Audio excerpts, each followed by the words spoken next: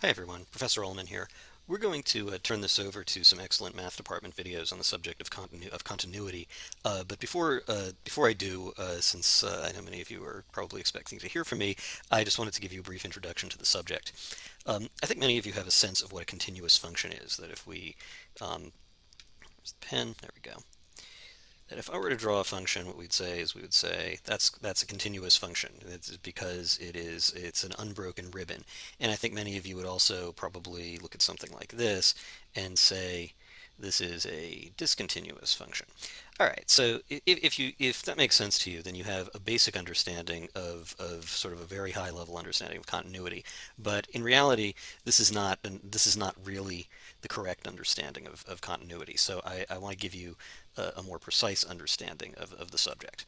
So when I say correct, what I mean is that in calculus we have a much more precise way to talk about continuity. So what I want to do is think about this. Let's go back to my favorite model of the ant. Let's put that there. There we go. Okay, so here I'm just going to put in some numbers. We'll say that's 1. We'll say that's a y value of 2. I know I'm not drawing it to scale. So if I were the ant crawling along on this function, and I said, where am I going to end up as we approach the x value of 1, we would clearly say that it's going to approach 2. And just the same, on the right side, we'd look at the ant, and it would say, as I'm approaching 1 from the positive side, where am I going to end up? And the answer, of course, is at 2. So this suggests, if you notice, this function is in fact continuous. It does not have any sort of break at x equals 1. So we can say that the function is continuous at 1, but this actually suggests how we would define continuity in calculus. What we would say is that a function y equals f of x is continuous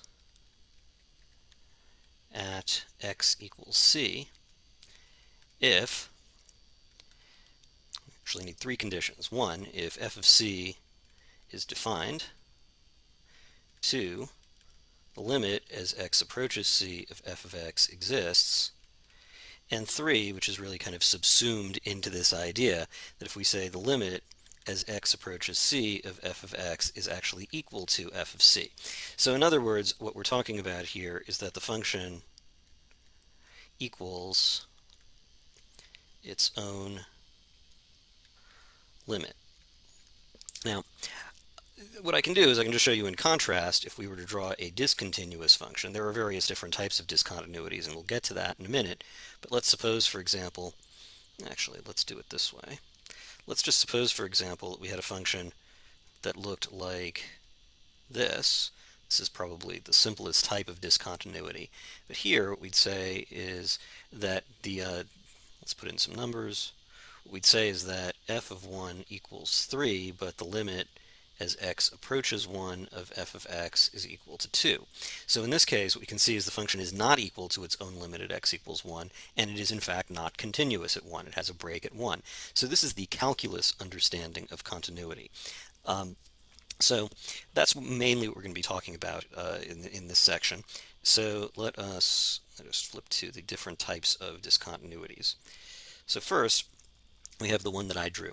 This is what's called a removable discontinuity, the one where there's simply a point out of place. The ant is concluding that it's going to end up at the same point, and then magically that point just for some reason ends up someplace else. The reason we say it's removable is that it's very easy to remove it. What we could simply do with this function is we could simply redefine the function. We could make it continuous. I'm not saying it is continuous. The function depicted here is the function, but we could actually make it continuous just by redefining it so that f of 1 was equal to 3. Then the function would be equal to its own limit at x equals 1. So that's what makes this removable, because we could just remove the discontinuity just by redefining a single point in the function. Okay, now let me show you a different type of discontinuity. This is a jump discontinuity, and if you notice, this function, there is no way we could possibly make the function continuous. What would we define f to be? Here, let me just put in some numbers. We have, let's say that that's 2, and this is 1. Again, I'm not drawing this to scale. What we would say is that the limit as x approaches 1 from the left of f of x equals 2, but the limit as x approaches 1 from the right of f of x is equal to 1. And therefore, here we can say is that the limit itself, limit as x approaches 1 of f of x, doesn't even exist. So there's no way that we could possibly define the function to be something at x equals 1 that would make it continuous, because we don't even have a limit that it could be equal to. Recall, going back a couple of slides, that we have to be able to have this statement be true in order to make the function continuous. Okay, let's move to the next type of discontinuity. You can take a look at that again for a minute and convince yourself there's no way to make this function continuous at x equals 1. I should point out the function is perfectly continuous over here, which is why we really don't talk about continuity. We don't say a function is or isn't continuous, but rather we say where it's continuous. And it's continuous really at a particular point or not. And if it's continuous at every point in an interval, then we can say it's continuous on a particular interval.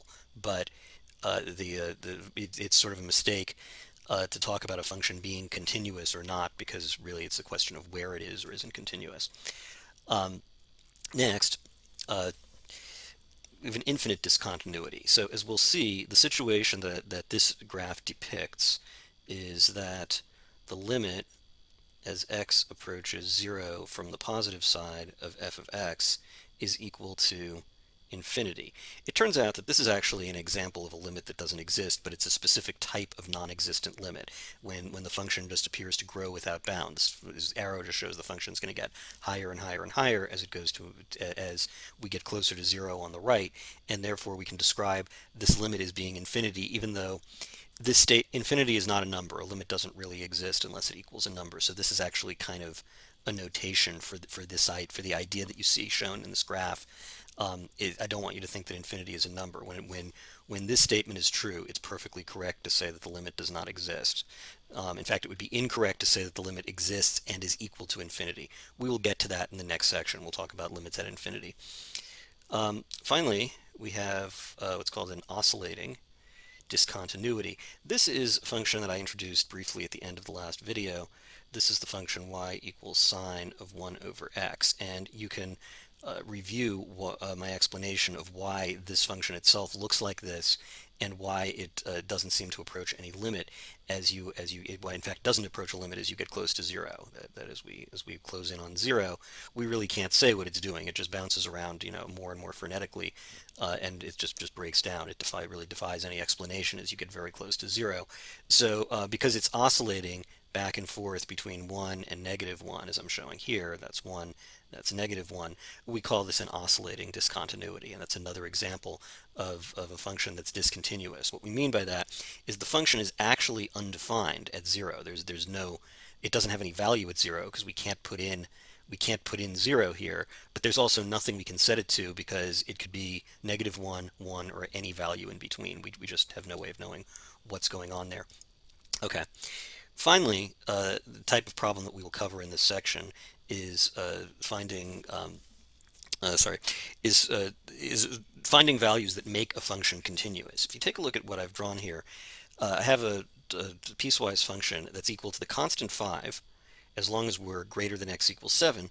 Before that, we have a function whose x plus a. So we know that it has a slope of 1.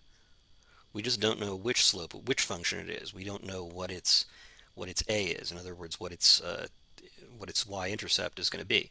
But we can solve for that because, of course, what we know is that if this function is continuous, then it's going to have to be equal to its own limit at 7.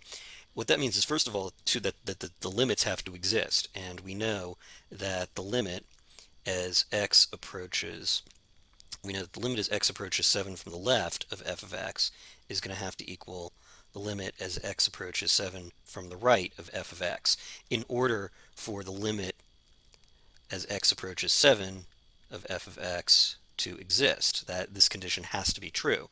Therefore, we can make that limit exist by ensuring that these two one-sided limits are equal. So just take a look at what we do on the left. We have x approaches 7 from the left of f of x. This is the left part of the function, and this is the right part of the function. So for reasons we discussed in the last lecture, when we're evaluating a piecewise function, the limit of a piecewise function at a transition point like this, what we can do is we can simply apply only the algebraic definition for the part of the function that's on a particular side of the approach point. That's a long way of saying that I can simply rewrite this as the limit as x approaches 7 minus of x plus a, because x plus a is the definition to the left of 7, and that equals the limit as x approaches 7 plus of the definition here is just the constant 5. So by substitution, this is going to mean 7 plus a is equal to 5, which gives us a is equal to negative 2. So don't worry, you will cover this in the videos you'll see in much more detail, but I just wanted to give you some introduction to what you're going to be doing. Okay, you've heard enough from me. We're gonna let Emily take it away now, and I will talk to you in the next video or so. Thank you.